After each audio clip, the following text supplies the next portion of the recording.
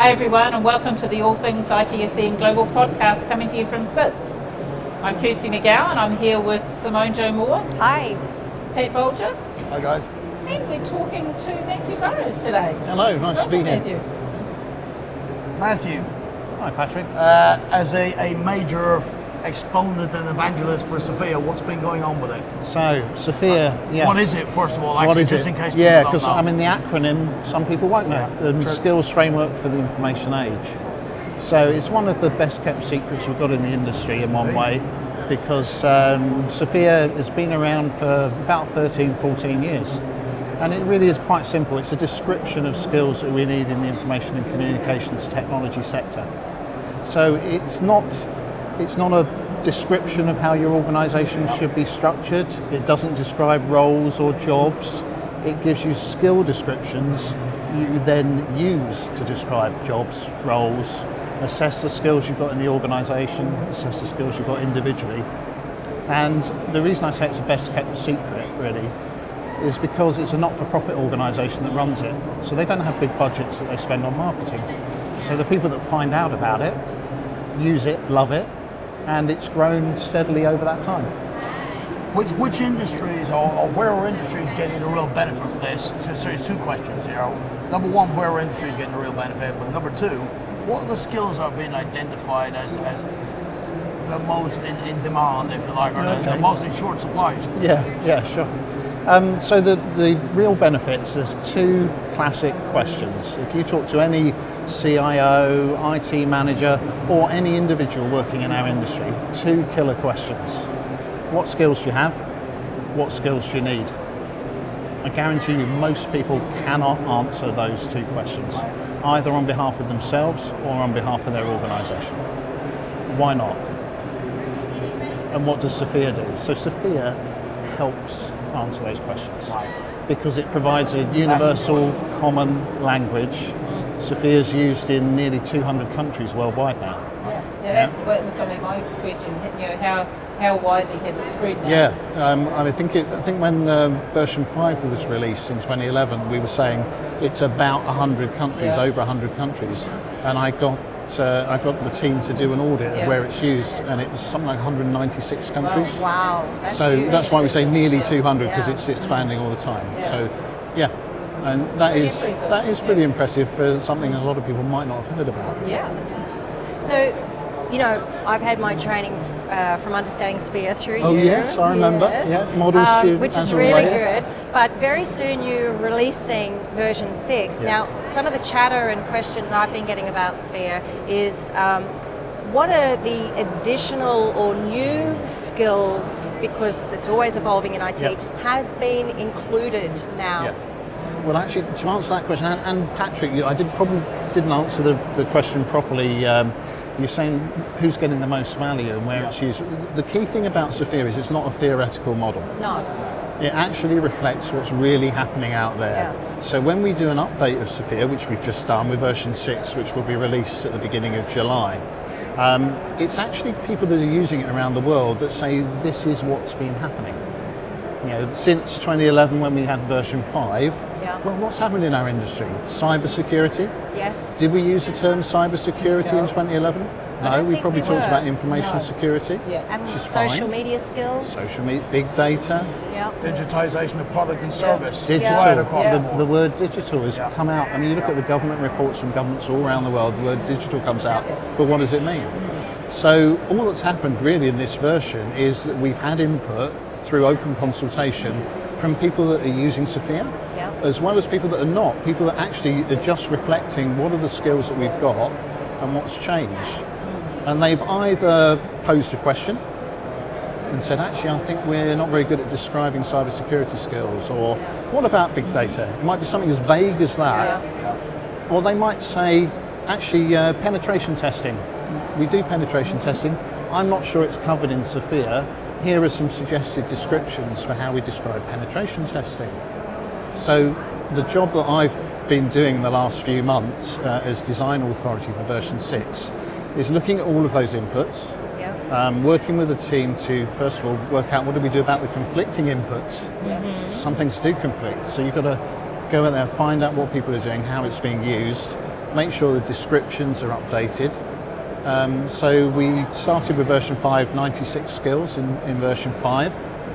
We've added 7 brand new skills to version 6. We've consolidated some other skills.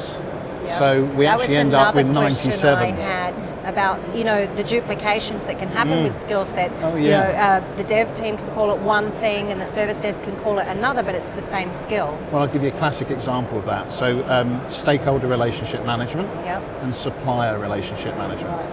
Well, suppliers are stakeholders too. So actually, if you're managing stakeholders and you're including customers, colleagues, governments, whatever, well, actually that was an opportunity to consolidate. So we have a relationship management skill that covers what used to be covered by those 2 skills. So that's one example of a change.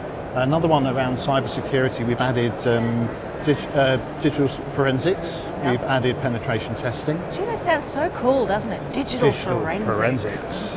We're all CSI people, not continuous service improvement. No, Patrick. right. Crime scene investigation, got it, but that is actually the language that's being used. So if this is new to someone listening to the podcast and this sparks an interest, where would they go? What would they do? Okay. What's the next steps they take? Yeah, well, the good thing about Sophia is that actually the majority of people that use it pay nothing to use it. Right. You can actually go to the Sophia website, so sophia-online.org. You can go to the website and you can register, just put your name and email address in, and you can download Sophia and you can use it free of charge. So you have got a license, but the license as an individual is a free individual user license. So if you are using it to manage your own career, you can do that free. If you're an organisation using it to manage your people and their development, if you're using it internally, you can do that under a corporate user license, free. It's only if you commercially exploit it that you pay a fee. And there's some really good stuff on the website. I mean, I still go back and refer to it, even though I've got some of the material, but because it gets updated. But one of the key things I really like is the levels, not just the the categories that are used. Could you sort of just explain just briefly that category levels, because they're interesting? Sophia is really quite simple in terms of structure. But people either know about the levels of responsibility or they know about the skills. Now we mentioned there were 96 skills in V5, there are 97 in V6. So each of those skills is described at one or more of 7 levels of experience, really, is the way they're viewed. So if you're a consultant, consultancy is one of the skills. But as a consultant, you'll probably have 5 or 6 skills out of Sophia. Relationship management, maybe lots of other things. But if we look at consultancy as a skill, that's described at levels 5, 6, and 7. So at level 5, you're a consultant working in a team for a customer. At level 6, you're probably managing a team of consultants working on a project. Level 7, you're running a consulting practice. So that gives you an idea of the different levels. So that's the skills and the levels.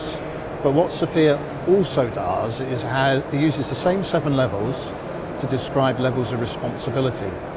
And it does that using 4 different characteristics: autonomy, influence, complexity, and business skills. So that covers softer skills, so things like communicating with people, influencing them, oral and written communication, whether you're influencing the industry or whether you're influencing your management or whether you're influencing your colleagues, different levels. But it's all plain language and really easy to use. So it's applicable in pretty much any context. Absolutely It's not just the information age, but in any context across any organisation, pretty much. I'd be surprised if anyone finds gaps. If you're in an ICT related organisation, it should cover all of the skills that you need. Not everybody will need all 97 skills, of course. Most people 3, 4, 5 skills to describe what they do and their role. But they're all there and they can be used. And like any framework, use the bits that help you, ignore the bits that don't. See, I like it, especially even as a service desk manager. It's so easy to now manage my people's skill sets. I don't mean just recruiting, yes, of course, but I mean talent management. I can actually use it to help do performance reporting and those sorts of things. That's the thing about the different usages. If you're an individual and you want to answer that question, what skills do I have? Do a baseline assessment. Probably take you 15 to 45 minutes to do, and you've got, these are my skills. If your company's using it to describe job descriptions and role profiles, then they produce a role profile. You look at the two, what's the gap? Yeah. Which courses do I need to go on? Which things do I need to do to close the gaps? It's really easy to use, and there's a lot of partners around the world that help people make it even easier to use. It was been great talking to you. No problem. Yep. So good luck with the launch. So what date is the launch? There's a launch event on the 1st of July in London. There are some others around the world. There's one in Australia in August. So yeah. Yeah. I'm sure it'll all go very well. I look forward to seeing it. Thanks for your time Yeah. this afternoon. No problem at all. Thanks a lot, man. Cheers.